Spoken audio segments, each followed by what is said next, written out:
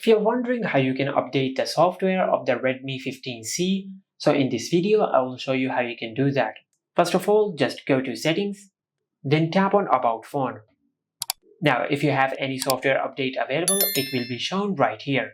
As you can see, we have a software update available since we have a button called Update.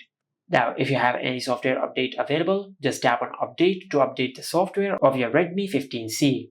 From here, just select Download and Update.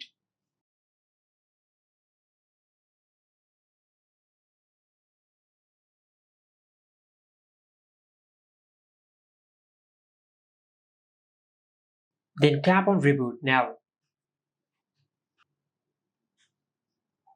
As you can see, the download process has been completed. Now if we go to the home screen and if we tap on Settings, then tap on About Phone, as you can see, we have successfully updated the software of our Redmi 15C.